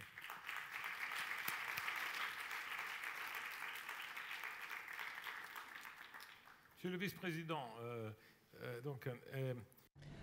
Vice President, I'm going to ask you to briefly share your point of view as the Vice President of a large country, which in terms of GDP is on the upward swing. You are recuperating. So you need to make decisions. You need to take important decisions in your position. So what about the mix of investment, growth, and sustainable development? What is the realistic way to approach these issues? Sometimes I get the impression that we look at investments as if in a laboratory, but decision makers, the government, who have to make decisions about creating jobs and making contracts with investors, things might be a little bit more complicated or maybe more simple. I don't know. But how is it for you when you are making your decisions? What do you take into account? In English. Yeah. Just in a few words, and then I will go back to French. Well, I think the idea is that, as I mentioned earlier, as a government, you should have a vision. And what the vision of Côte d'Ivoire is said by the President of the Republic, we want to be an emerging country by 2020. How can we be an emerging market by 2020? Is to have the political will to make the reforms and how to find the money. The money is not really in the country.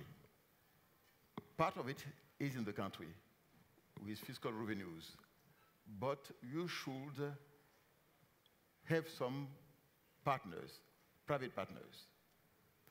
So we began with a 4-year plan covering the period of 2012 to 2015 of amount of $22 billion US. And the idea is that the private sector share should be at least 60% of the investment in the country. And finally, when we have the final result concerning this period, the share of the private sector in these 22 billions was 63%.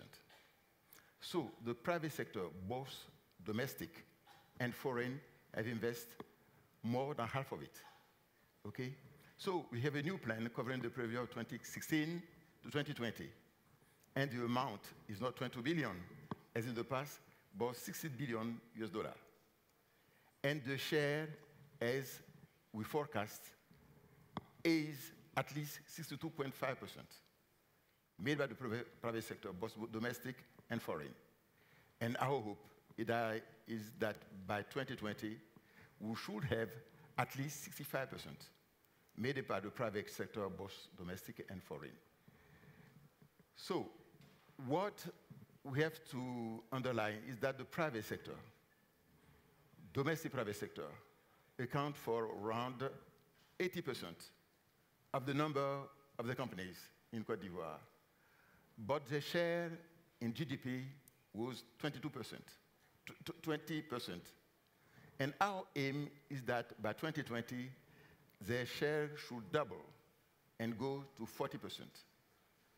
Because we want to have joint venture between the private sector, local private sector, and foreign private sector, so that they can have more know-how in local sector. So I think when you are a government, the decision you have to make is to give more inclusiveness in the development.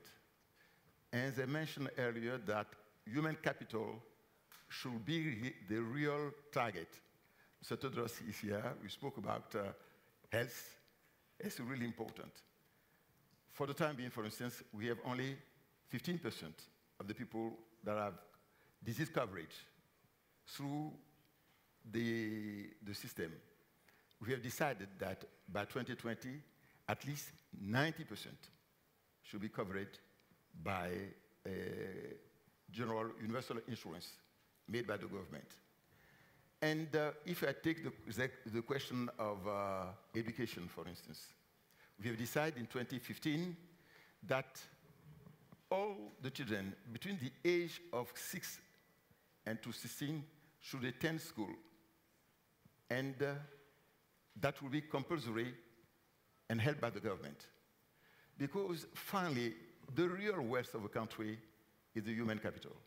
And you have it, if you see the case of Asian countries, it was with human capital that they have the development they have. So, well, what we would like to do in Africa, you know that many of the resources are in Africa. What we need now is human capital. If you have it, I think the speed of development will be faster than in Asian countries. And that's our aim, and we are working as a government for that. Thank you.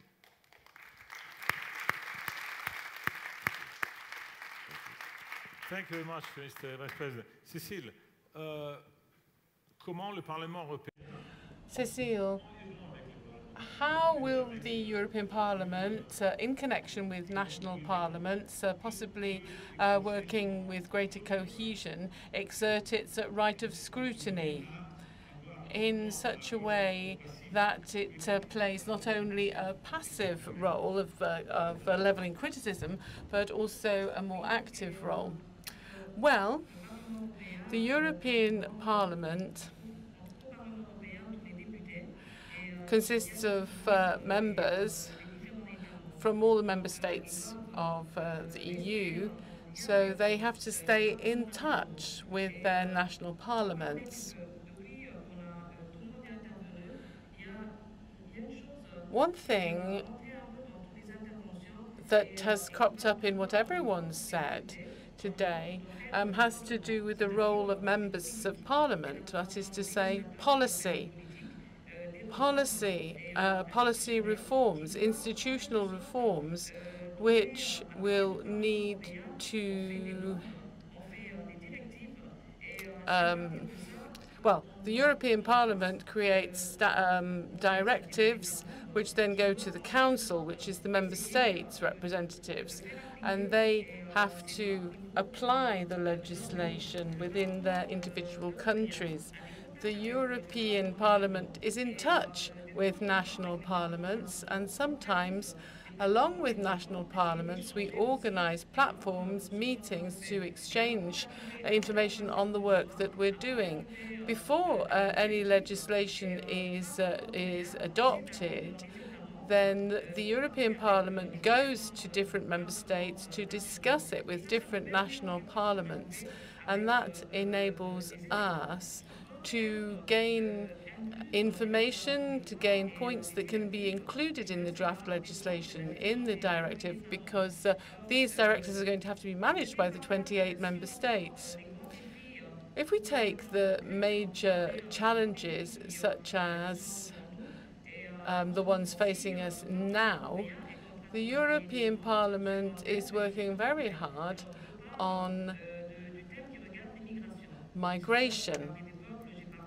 I spoke about people, I spoke about mobility, and I'm talking about a theme here which is offering us a major challenge, where we need solidarity between member states. So in the Parliament, we're making a proposal, we're working on this, we go into the field, we discuss with national parliaments, and we draft proposals in a resolution, and that is the way in which we work with the Commission. So when we are drafting directives, it's the directives that are there to manage the migratory flow. Now, with migration, the European Parliament has made a series of proposals looking far into the future, in fact. So dealing with the present, looking in each member state and seeing what's happening now, and looking at exactly what the capacity is of each member state to respond to the migration challenge. So we do proposals related to the present, to the medium term, and indeed the long term. And the European Parliament is attempting to push the institutions to promote the different parliaments so that we get to a point where we can apply the principle of solidarity. So Europe has treaties, the Treaty on the Functioning of the European Union, and everything is based on the content of these treaties, everything that I'm telling you about. So we apply articles of the treaty. I'm talking about Article 80, for example, which is about solidarity and equal sharing. If we're looking at migration, Article 80 is key because it has member states understand, and Parliament takes all of this on board to make proposals to push national parliaments and the European institutions to creating a common European policy. But we haven't achieved that yet, but the Parliament needs to be very strongly present to push, to exercise its scrutiny, to ensure that the future will belong to everyone, where we place human rights at the center. And this is where I agree with the previous speaker who was talking about this subject a bit, and my own country of Italy, social, civil society, and NGOs. Yes, there is a controversy about this in Italy, but I think the important point is policy, because if NGOs are saving lives in the Mediterranean, if NGOs are working away and saving human lives as the central factor of their work, then they are bridging a gap, the political gap. Parliament and the institutions need to be there too. And so we see that there are difficulties linked to these gaps. So we need to work on this to make sure that we can save lives. In the European Parliament, I think we have a very important role right now where the values of Europe, fundamental rights and fundamental freedoms need to be discussed, but the Parliament needs to be there to remind the different institutions and states that these values must be respected. Europe was created on the basis of freedom, fundamental freedom, and it's necessary to respect the treaties, so our role has become fundamental. And of course, in recent years, since we've had the different reforms of the Lisbon Treaty, the European Parliament is a co-legislator on some forms of legislation. We have the power to co-legislate, so that gives us a lot more power. So often you speak to people and they get the impression that the Parliament doesn't really have power. It only has the power to express an opinion, but that's not true now. We are co-legislators, and that's great because it enables us to remind institutions, national parliaments, that it's essential that we respect the values on which Europe was founded. And Europe has a very important role now. 70 years of peace, no war on European territory. I think this is a value, but I consider it a right, peace. And it's something that we can put in our cooperation, in our policies that that work outside our borders as well. Thank you. Ciao Pio. In your first intervention, you explained your vision. Now, after having listened to all this, what extra mile should be done in order to reach what is your objective? We were talking about private investment, but private investment will also trigger certain number of other questions. So how you would wrap up in terms of indicating for young leaders of the future what needs to be done or better understood. In a couple of minutes, if possible, because then I would like to ask if there is a question. I think that our colleagues there are deserving that, because after all, the audience is still almost all there. Thank you very much. I will be brief because I feel my answer is absolutely similar to what Laura said. I agree with her. I would say they have addressed the involvement of private sector in development very well. But one little inclusion that I will make is the solutions, including the youth.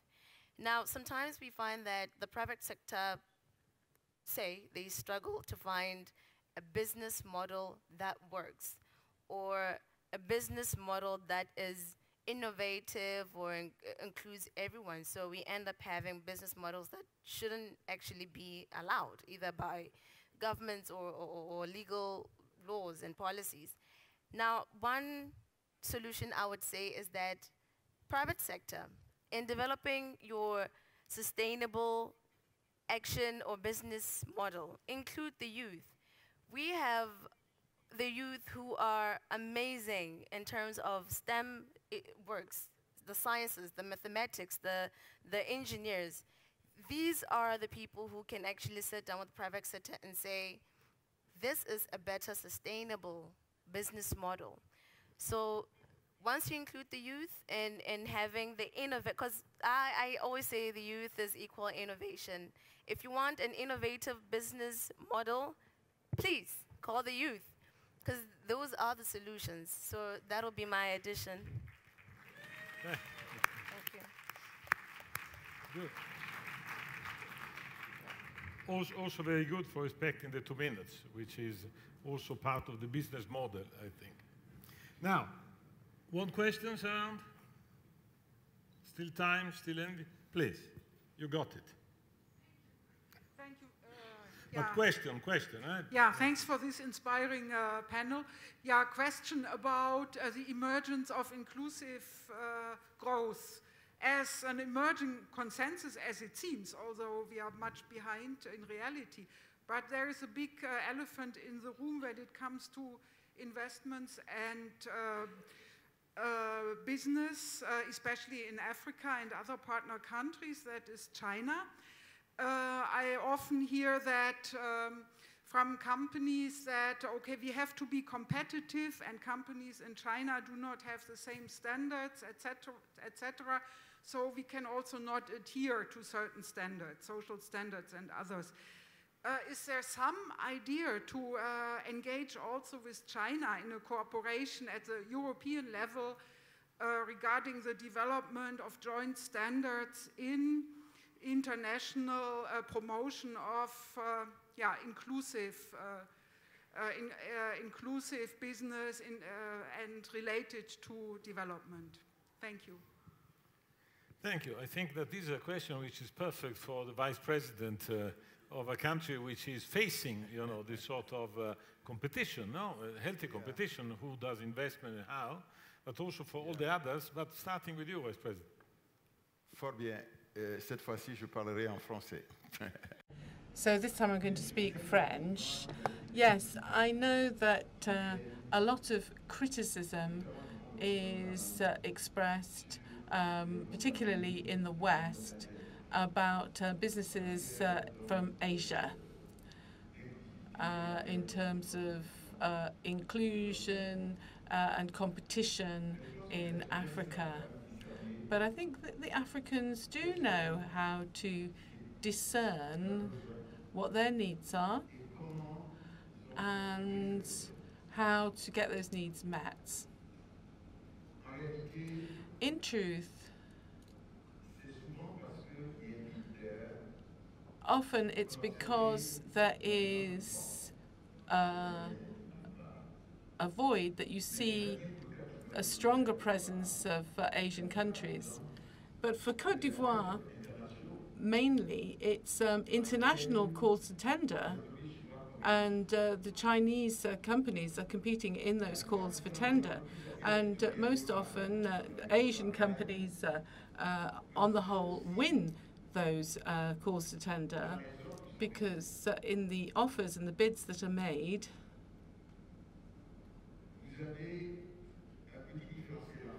if there's a slight technical edge for the European companies when it comes to the financing being produced, offered by the Asian companies, then they are offering a lot more. Often, the banks are offering long-term finance, 30 years, 40 years, even longer, with low interest rates, and that has to be taken into account. So it's up to all states to see and make sure that the projects are conducted in the same way as set out in the calls for tender.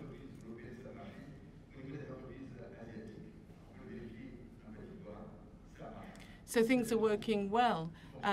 In Côte d'Ivoire, they've built motorways, they've created industry which do respect national legislation.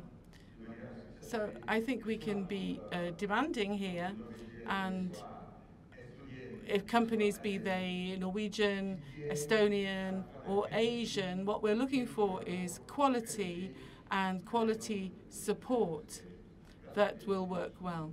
So that's all I can say about that challenge. But I think European companies are understanding. If you take a country such as France, for example, they need to support their companies with funding. The European fund that is being created to support investment, to cover investment risks, that's very important as well. We saw this in the discussion in September 2017. I think that's a good thing. Yeah, I agree with His Excellency, the Vice President. Maybe when our colleague there who asked the question was saying elephant in the room, I also heard some comments that the investment from China in Africa portrayed as a negative thing. But as just foreign minister until last November, I would like to give the audience some perspective. First of all, you know, the investment which is coming from China is really big.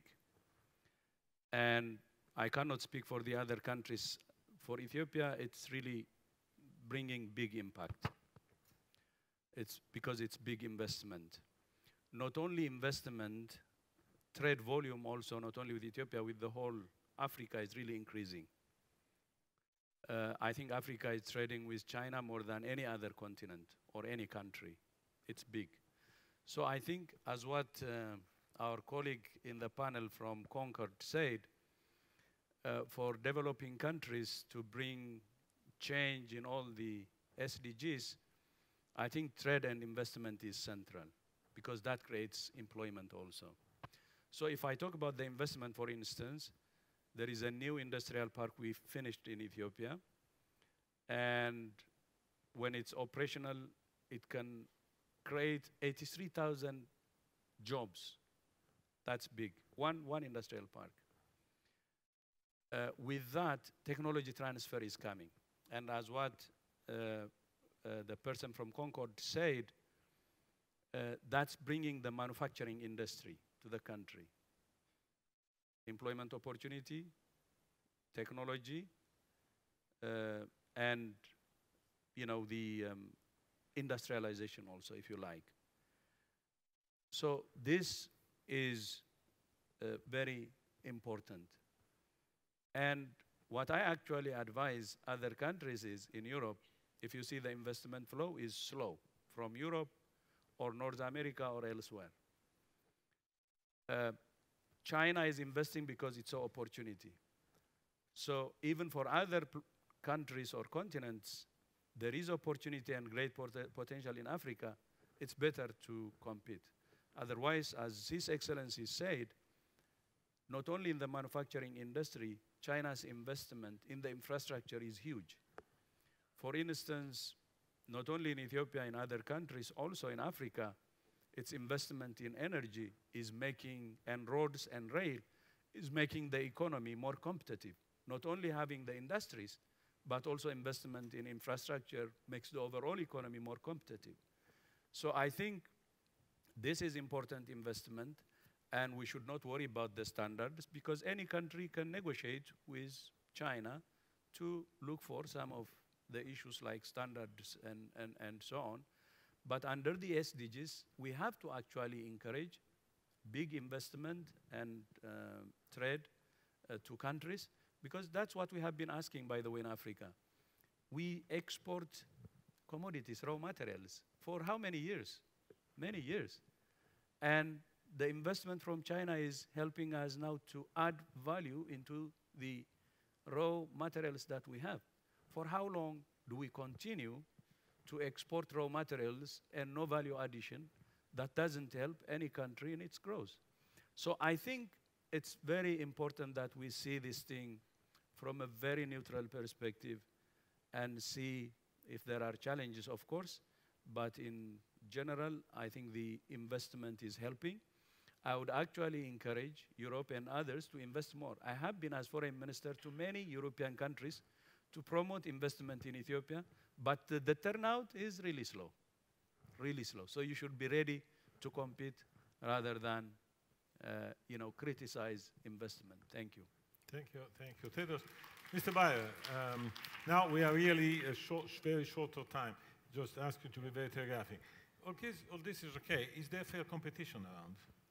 Well, I wanted to react. Number one, I can very much underline what the Director General said. I mean, of course, there are things we need to do better, and we will have to do better, but at the same time, investment is the key driver of making things better. Of course, I know what the person, and second point, of course, there is a responsibility of the investors, very clear, but there also is a responsibility of the receiving country. I mean, the Bangladeshi example has been raised. I mean, there's also for the local authorities a reason to also enforce their proper laws. So there's a balance in these things. But the third point, I understand the Chinese question, of course. I've myself been president of a company which had to move out from an African country for reasons of corporate social responsibility, and the Chinese moved in within 3 months. But at the same time, of course, we have to engage, and we are very much engaging with the Chinese. We just had our EU-China Business Summit 2 weeks ago with Prime Minister Xi, Prime Minister Li Keqiang, and President Juncker. So we engage with them, but for the time being, we have quite a number of bilateral issues to sort out. So we are not yet there that we talk about what we should do jointly investing in other continents. But to answer your question, well, I mean, I would say maybe up to a certain extent. I mean, there's cases where you can see differences, but at the same time, I would very much underline what has been said. Overall investment is a good thing, and we should not first of all criticize it. Thank you. Just coming to Laura now, how to bring Chinese investment a bit more in line with SDGs, because I think everybody is underlying the fact that it is important that they happen, because they're already happening, because they're good, and I would add because it is the normal way of doing, to do it better and more together. But how to speak the same language with the Chinese investment that we are talking and speaking here around? Yes, you, Laura. Thank you. I think first, it's clear China will change in the coming years, and it's clear that civil society will assert its role more in China around human rights, around environmental degradation in China and beyond it. But in the meantime, we are pushing constantly everywhere around the world, just in the same way that we've pushed on the issue of climate in Paris. We're pushing on the SDGs globally. And we also hope, wouldn't it be wonderful to see that we could get the UN Treaty on Business and Human Rights as the new Paris? What if we could make, a real binding treaty on the behavior of corporations on human rights and environmental degradation? That might create something a bit stronger than what we have right now. So there's no fast answer to the question that you've posed. We do recognize the issues there. But it's also a little bit difficult to say, well, if China does this, then maybe we should do this too. Or I think the second that we start losing out on our values, and I think it's not in most corporations' interest to lose out on those values, then we kind of lose it. Thank you. Cécile, do you envisage in the next future, for example, a visit of the Joint Parliamentary Assembly to Beijing in order to sit and compare notes with the Chinese administration in order to, let's say, to understand each other better, let's say that in this way? Oui, puisque vous savez. Well, yes, because as you know, the European Parliament has a delegation to China. We already have a relationship with China. A mission went to China a few weeks ago, and we spoke about the importance of developing a cooperation policy along with China. But I would like to raise one issue. You mentioned the most important issue towards the end of what you said, and that is that we are looking at whether Chinese investment was a positive thing for some countries, and in particular in Africa. This is a subject that we are working on in the ACP Joint Assembly with our colleagues, and it's very difficult because not everybody wants to face this subject.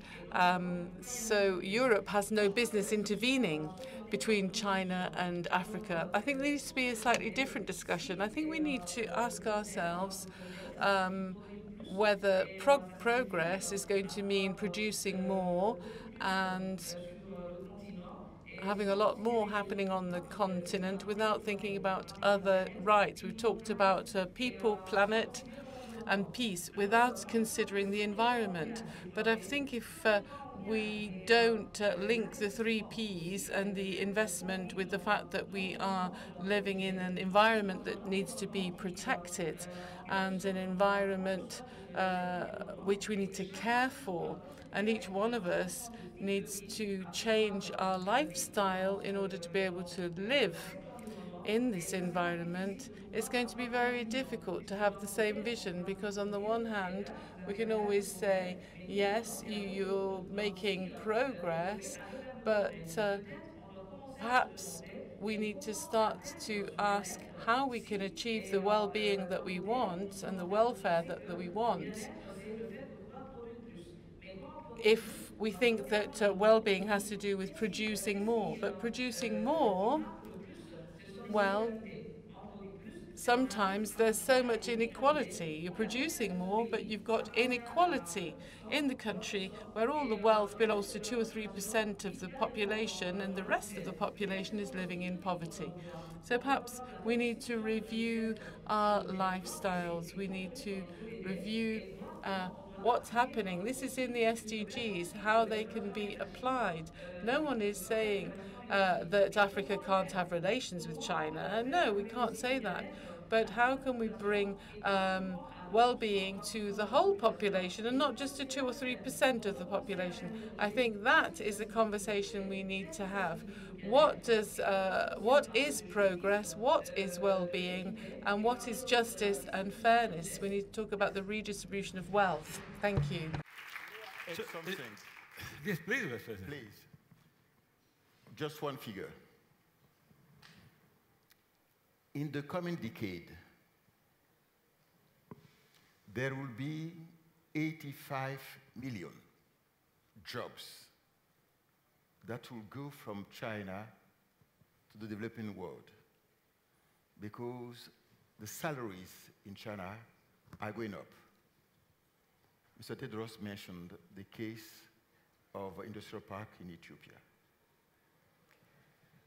I think that we have an opportunity in Africa to have part of these jobs going to the developing world in Africa.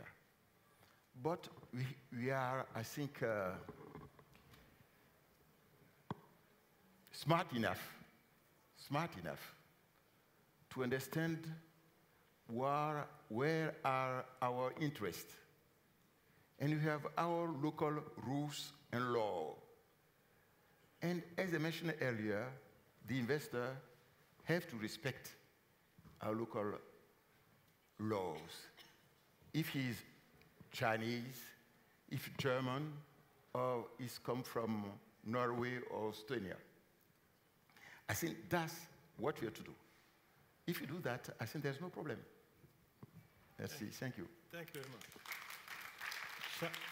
Chawapiwa, very short to conclude. 85 million jobs. How to inject a bit of gender into this in the Chinese investment?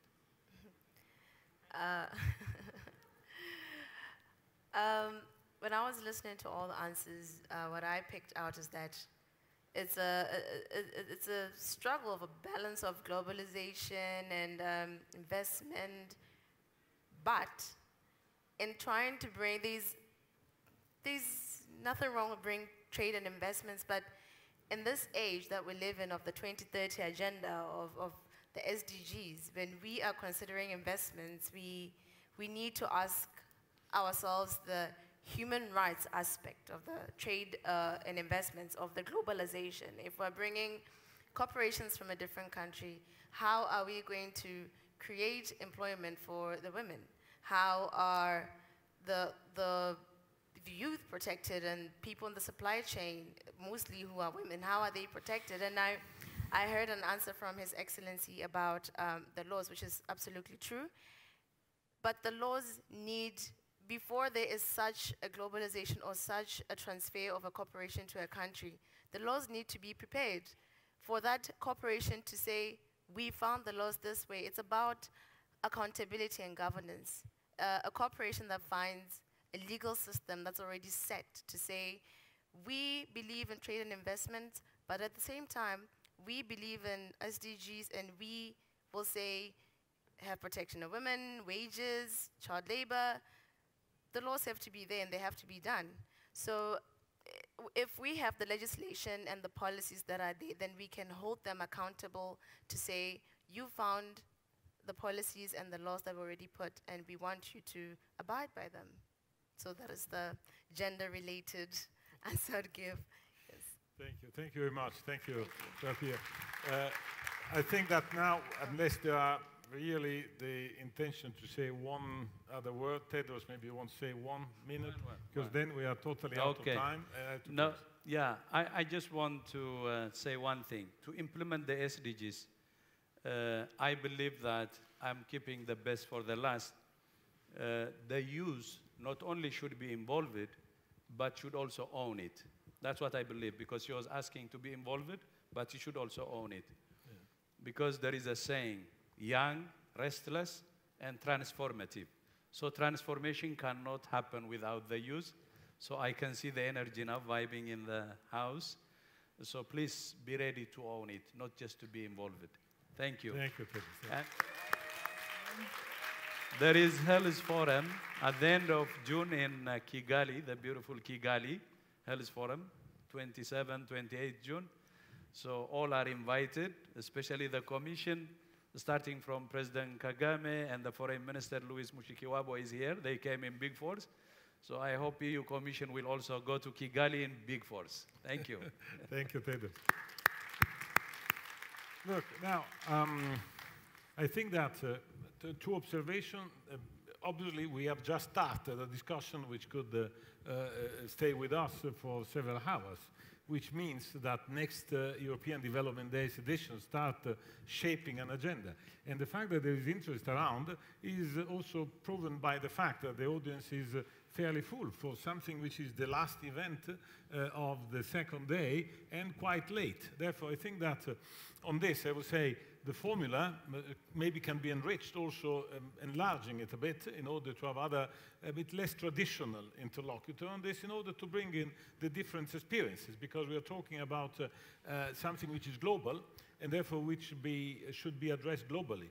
And I would like to say that when we say that reaching SDG is more about money, but it's about the right policy mix and the protagonists which are bringing them forward. I think that personally found, let's say, a well representation of this, which is a huge challenge, because it implies actors decision makers, civil society, youth, and the democratic scrutiny of our parliaments. Therefore, I think there is enough material to prepare the next European Development Days, 5th and 6th of July 2018. Please note in your agenda, in your outlook, and then let's start thinking together how to fill this agenda, how to organize them, but please put that in your mind. And I would like to thank you first, all the panelists staying with us much longer than was foreseen. Thank you to everybody also for the trust in this kind of debate, and see you in 1 year time. Thank you very much.